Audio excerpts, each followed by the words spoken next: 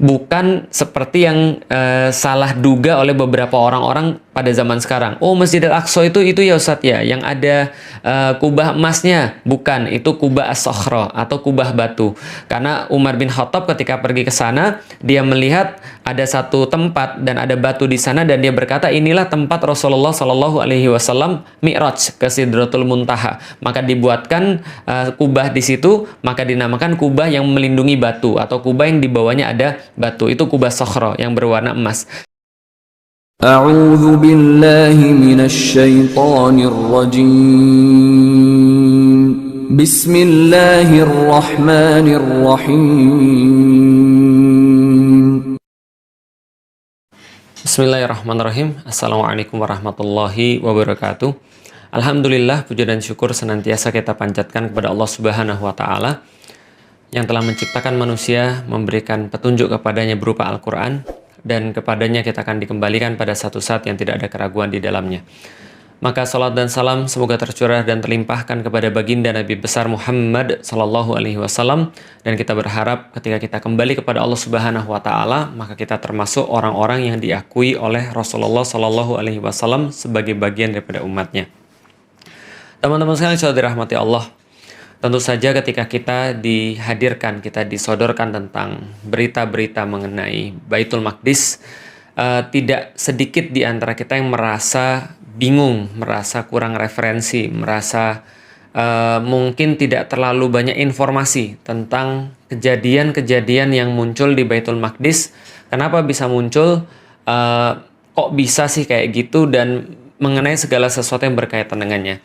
Nah, karena itulah teman-teman sekalian, saya pikir baik kiranya kalau saya memberikan sebuah sharing tentang apa yang saya ketahui tentang Baitul Maqdis.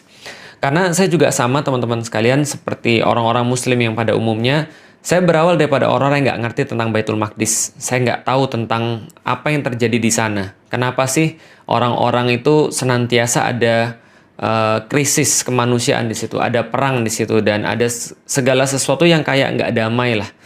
Padahal kalau misalnya kita lihat, itu kan adalah simbol daripada agama-agama yang ada di dunia. Terutama ada 3 agama besar, yaitu adalah Yahudi, Nasrani, dan Islam. Tapi kenapa sih daerah itu tidak kunjung damai dan terus-menerus konflik? Nah, ketika saya nggak ngerti itu, walaupun saya sudah muslim pada saat itu, saya juga punya satu kecenderungan untuk ya tidak ngeh dan tidak aware dan tidak punya keberpihakan mungkin, karena saya nggak ngerti apapun. Karena itulah saya coba untuk mencari tahu tentang apa sih yang sebenarnya terjadi di Palestina, apa yang terjadi di Baitul Maqdis, dan termasuk kita akan coba menyampaikan juga term apa sih yang paling tepat untuk membicarakan masalah yang ada di sana. Maka teman-teman sekalian, sebelumnya saya pengen kasih tahu dulu bahwa ini adalah satu materi yang pernah saya buat sekitar tahun 2010, dan materi ini sedikit banyak merangkum apa yang terjadi di daerah Baitul Maqdis. Teman-teman tahu ya bahwa di Palestina yang sekarang teman-teman kenal, itu ada 2 daerah sebenarnya. Yang pertama adalah daerah West Bank atau tepi barat Sungai Yordan, yang itu cenderung lebih aman, dan satu lagi adalah wilayah yang namanya Gaza. Yang teman-teman tahu bahwa Gaza itu sekarang dipimpin oleh yang namanya Hamas gitu ya. Nah, setelah itu 2 itu sendiri kan adanya di daerah yang namanya Israel, kita tahu. Nah, kita nggak apa-apa, kita punya pandangan dulu tentang itu, tapi saya akan sedikit sharing ini, insya Allah nanti akan membuat teman-teman paham tentang gambaran besarnya seperti apa. Dan teman-teman juga tahu bahwa Gaza ini kan kayak the world largest prison. Kenapa? Karena Gaza ini sendiri itu kayak satu daerah yang nempel di Mesir. Jadi perbatasan sebelah mana tuh ya? Timur, selatan, barat daya. Jadi barat dayanya itu berbatasan dengan Mesir. Jadi disitulah ada pintu yang namanya pintu Rafah, dan selain pintu Rafah itu, selain itu ada 7 pintu yang lain lagi yang memang langsung berbatasan dengan Israel. Sementara yang sebelah barat itu dia berbatasan dengan Laut Mediterania. Jadi memang Gaza ini ketutup dari manapun. Dia kayak disebut the world largest prison, dan benar-benar hidup mereka itu terkunci dari arah mana saja, sehingga pernah mereka diboikot listrik, air bersih juga susah di sana, dan mereka juga kesulitan dengan segala macam fasilitas, tapi somehow mereka tetap bisa survive, yaitu adalah pertolongan Allah Subhanahu wa taala. Itu adalah Gaza. Dan Gaza ini sendiri terletak di satu wilayah lagi yang dikenal sama orang-orang disebut dengan Palestina. Jadi Palestina ini apa nanti juga akan kita jelasin, dan di situ ada satu kota yang sangat penting bagi tiga agama yang disebut dengan bahasa internasional sebagai Yerusalem. Kalau orang-orang Muslim mungkin lebih mengenalnya dengan nama Al-Quds gitu ya. Jadi Al-Quds atau orang-orang yang di internasional menyebut Yerusalem. Daerah ini semuanya, ini adalah daerah memang daerah suci terhadap tiga agama. Pertama agama Yahudi, mereka menganggapnya ini adalah agama yang suci. Karena kenapa? Karena ini yang disebut dengan tanah terjanji bagi mereka, yang mereka ambil daripada kitab-kitab suci mereka. Jadi ini adalah tanah terjanji yang dijanjikan oleh Tuhan kepada orang-orang Yahudi atau Bani Israel. Sedangkan bagi orang-orang Kristen atau orang-orang Nasrani, ini juga menjadi tempat yang suci bagi mereka, karena disinilah letak Yesus mengadakan perjamuan terakhir sebelum dikhianati oleh Yudas Iskariot. Itu kepercayaan mereka. Dan disinilah juga ada tempat yang namanya Bukit Golgota, yang mereka yakini sebagai tempat penyaliban Yesus Kristus. Walaupun tentu orang Muslim keyakinannya berbeda. Tapi ya kita cuma cerita kenapa sih tempat ini jadi sebuah tempat yang disucikan oleh tiga agama. Yang pertama adalah karena orang-orang Yahudi menganggapnya sebagai tanah terjanji. Yang kedua, orang-orang Kristen atau orang-orang Nasrani menganggap ini adalah sebagai tempat yang merupakan tempat terakhir perjanjian Yesus, perjamuan terakhir Yesus, lalu juga tempat disalibnya Yesus Kristus. Sedangkan bagi orang Muslim, kita sudah tahu bahwa tempat ini menjadi kiblat pertama kaum Muslim, yaitu adalah Masjidil Aqsa itu sendiri. Maka di dalam Al-Quran, Allah mengabadikan semuanya ini, betapa penting kaum Muslim ini terhadap daerah yang kita sebut tadi, dengan sebuah ayat yang disampaikan oleh Allah dalam surat Al-Isra. Subhanalladzi asra bi abdihi lailam minal masjidil haram ilal masjidil aqsal ladzi barakna haulahu. Jadi Maha suci Allah yang telah memperjalankan hambanya pada malam hari dari Masjidil Haram kepada Masjidil Aqsa yang telah diberkahi sekelilingnya. Dan Rasulullah sendiri berpesan kepada kaum muslimin, kalau kalian itu jangan bersusah-susah untuk pergi kecuali ke tiga tempat, yaitu adalah Masjidil Haram, Masjid Nabawi, dan Masjidil Aqsa. Dan dalam banyak hadis-hadis yang lainnya, Rasulullah Shallallahu Alaihi Wasallam senantiasa menggarisbawahi pentingnya, indahnya, bagusnya, berartinya Masjidil Aqsa bagi kaum muslimin. Maka ini adalah menjadi sebuah tempat yang sangat penting bagi tiga agama di dunia. Khususnya di satu kompleks yang namanya Kompleks Masjidil Aqsa, atau Haikal Sulaiman dalam pandangan orang-orang Yahudi. Jadi gini ceritanya teman-teman sekalian. Nah, ini tentang term ya, tentang sebuah istilah. Kalau kita biasa menyebut Masjidil Aqsa, itu adalah berdasarkan Al-Quran. Subhanalladzi asra bi abdihi lailam minal masjidil haram ilal masjidil aqsa. Jadi Maha Suci Allah yang telah memperjalankan hambanya di malam hari dari Masjidil Haram kepada Masjidil Aqsa. Maka Masjidil Aqsa itu adalah satu tempat yang dinamakan Kompleks Al-Aqsa. Jadi Kompleks Masjidil Aqsa. Kenapa dikatakan kompleks? Karena memang pada saat itu bentuknya bukan kayak sekarang. Jadi bentuknya cuma sebidang tanah, dan sebidang tanah itu disebut dengan Masjidil Aqsa. Dan memang ya salahnya orang Indonesia adalah karena mereka tuh kalau bicara tentang masjid itu harus kayak ada bangunannya, harus ada kubahnya, harus ada bintang dan bulannya. Enggak sih sebenarnya. Ciri-ciri masjid atau syarat-syarat masjid itu sebenarnya cuma 3. Pertama adalah dia punya tempat, jadi satu tempat tertentu. Yang kedua adalah dia punya batas, gitu ya. Jadi batas-batas yang dikatakan masjid, sehingga kalau orang berada di dalamnya berarti berlakulah hukum-hukum masjid. Yang ketiga adalah dia punya kiblat. Itu aja sih. Maka sebidang tanah itulah yang disebut dengan Masjidil Aqsa. Bukan seperti yang salah duga oleh beberapa orang-orang pada zaman sekarang. Oh, Masjidil Aqsa itu ya Ustadz ya, yang ada kubah emasnya. Bukan, itu kubah as-sokhra atau kubah batu. Karena Umar bin Khattab ketika pergi ke sana, dia melihat ada satu tempat dan ada batu di sana, dan dia berkata inilah tempat Rasulullah Shallallahu Alaihi Wasallam Mi'raj ke Sidratul Muntaha. Maka dibuatkan kubah di situ, maka dinamakan kubah yang melindungi batu atau kubah yang di bawahnya ada batu. Itu kubah Sokhro yang berwarna emas. Sedangkan ada tempat lagi yang di depannya kubah Sokhro. Itu ada satu masjid yang kubahnya warnanya abu-abu gitu ya. Itu juga bukan Masjidil Aqsa, tapi namanya adalah Masjid Kibli atau Masjid Kiblat. Dan yang dinamakan Masjidil Aqsa kalau gitu apa? Yang dinamakan Masjidil Aqsa adalah ya satu kota itu, satu kompleks itu yang dinamakan dengan Masjidil Aqsa. Di situ sendiri ada banyak sekali kubah-kubah, ada banyak sekali bangunan-bangunan, ada banyak sekali tempat wudhu dan seterusnya. Maka inilah yang disebut dengan Masjidil Aqsa. Sedangkan orang-orang Yahudi itu menganggap itu adalah Haikal Sulaiman. Dan Haikal Sulaiman ini memang sudah hancur sih. Nanti kita akan jelaskan.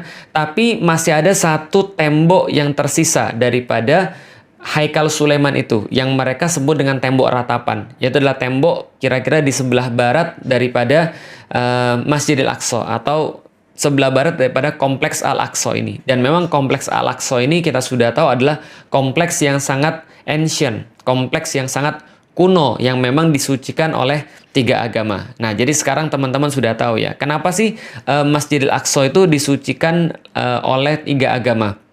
Pertama oleh orang-orang Yahudi, yang kedua adalah oleh orang-orang Nasrani, yang ketiga adalah oleh orang-orang Muslim.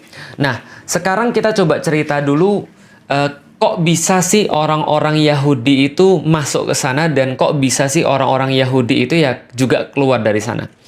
Pertama-tama teman-teman sekalian tahu bahwa Yahudi itu dulunya dikenal dengan nama Bani Israel.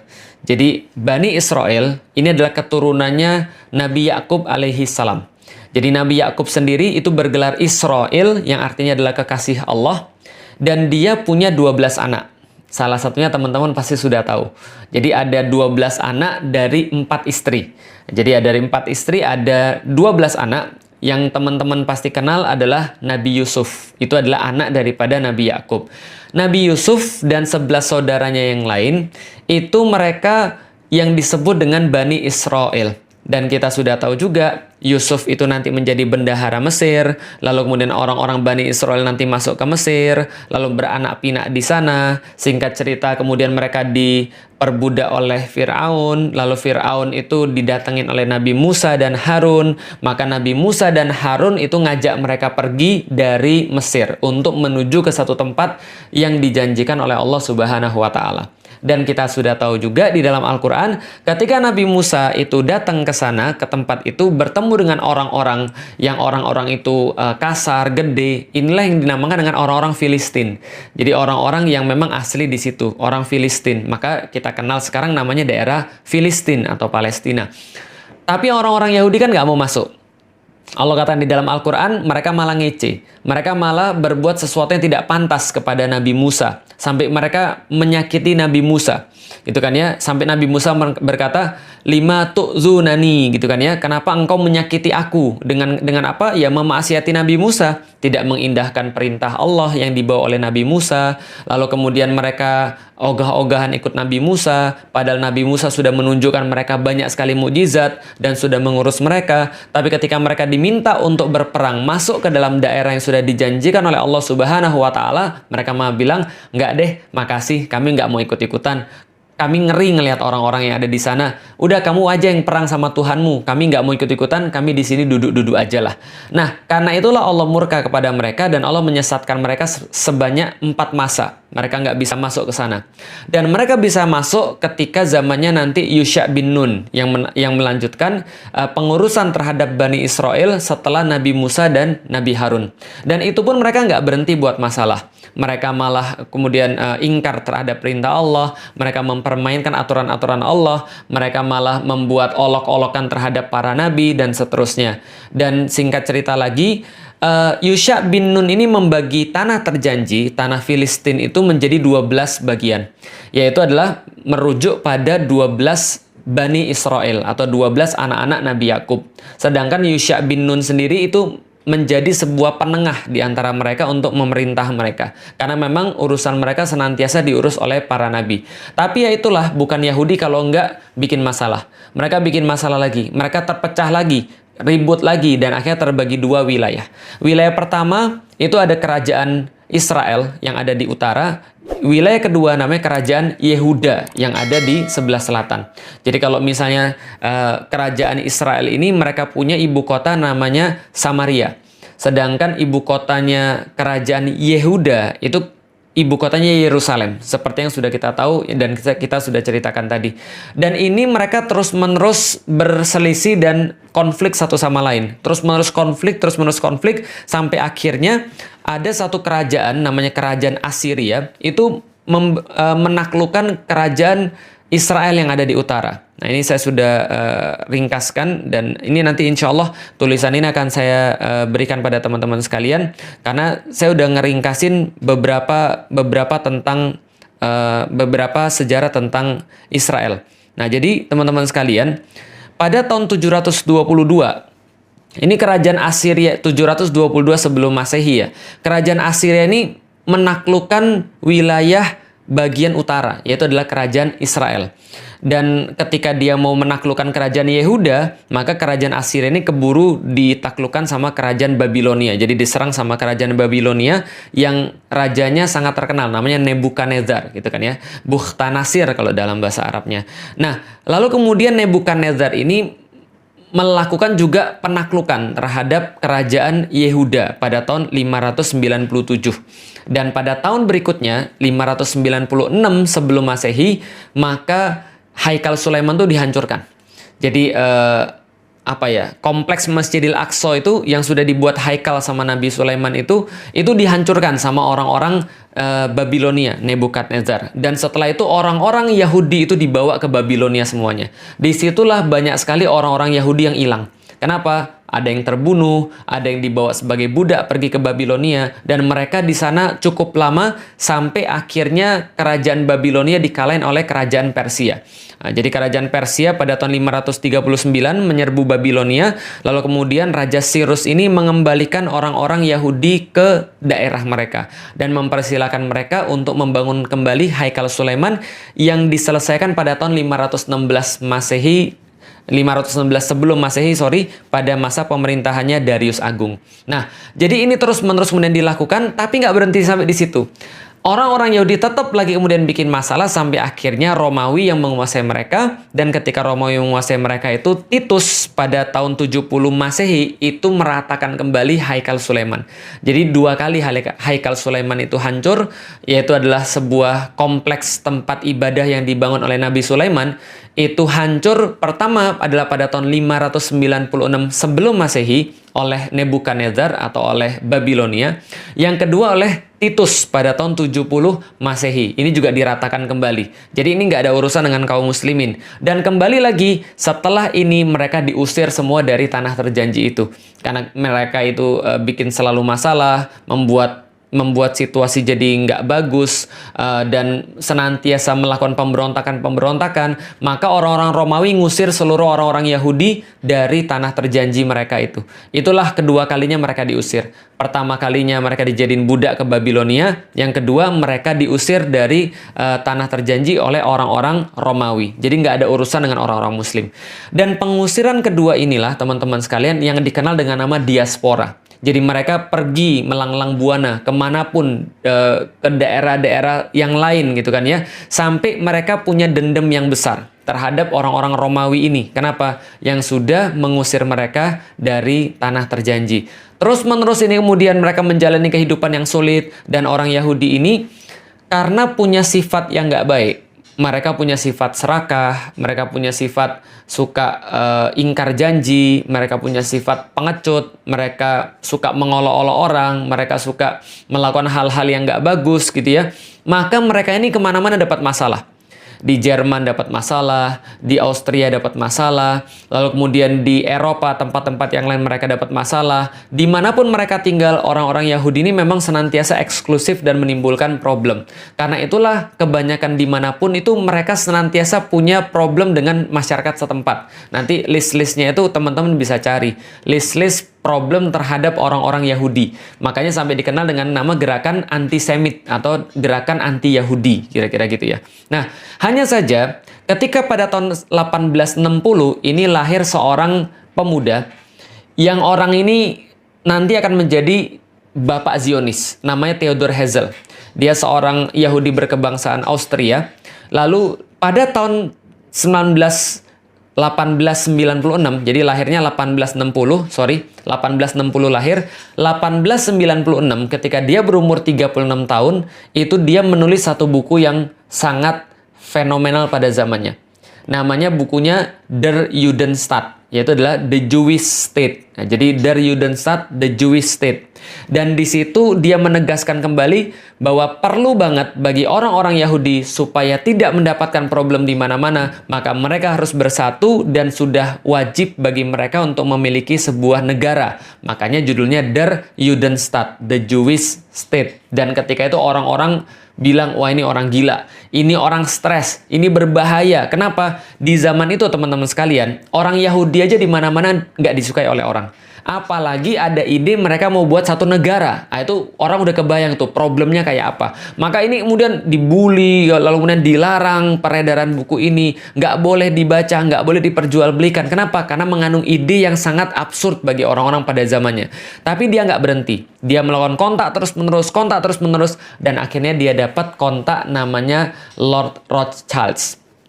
Jadi ada satu keluarga sangat kaya sekali yang merupakan pionir daripada sistem perbankan. Namanya adalah keluarga Rothschild.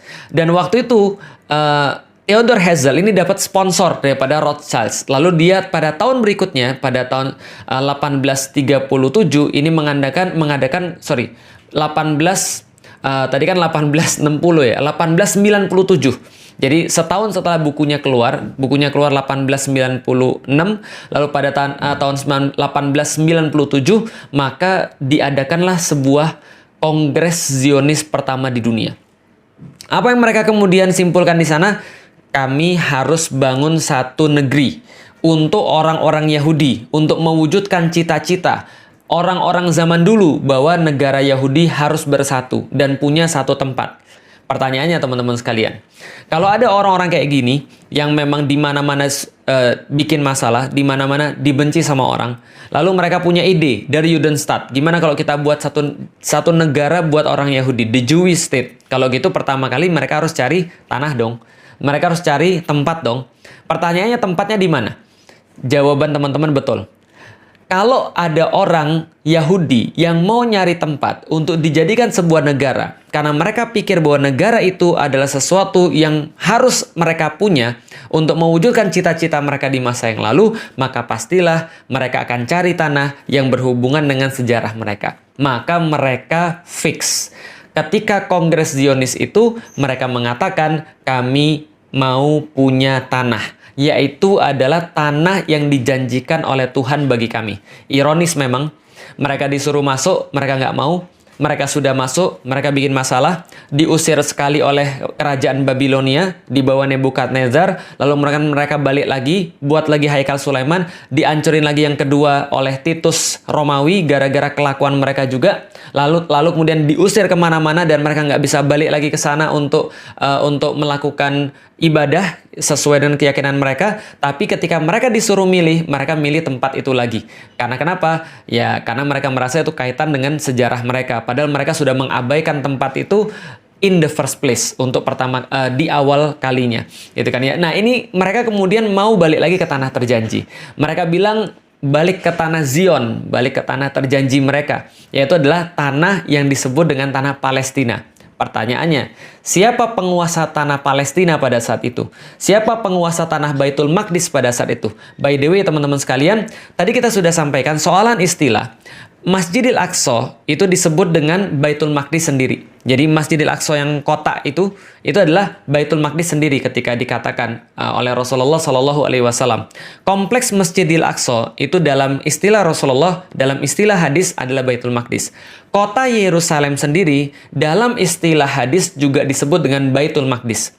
Dan tanah yang terjanji itu atau Ardul Mubarakah atau Ardul Muqaddas atau Ardul Muqaddasah itu adalah juga disebut dengan Baitul Maqdis. Jadi Baitul Maqdis itu ada tiga istilah. Pertama adalah istilah untuk kompleks masjidnya. Yang kedua adalah istilah untuk kota Yerusalemnya. Yang ketiga adalah untuk wilayah yang lebih besar yang dinamakan dengan bumi yang diberkahi atau bumi yang disucikan itu. Nah, maka ini yang mereka pengen untuk mereka masuk ke sana.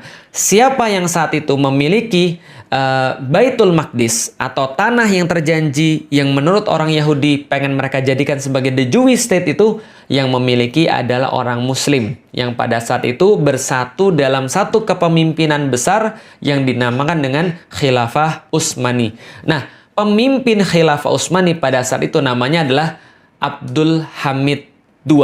Maka datanglah orang-orang Zionis kepada Abdul Hamid II untuk meminta izin. Mereka ingin mendirikan pemukiman untuk orang-orang Yahudi yang akan jadi cikal bakal negara Yahudi. Bagaimana kemudian respon daripada Abdul Hamid?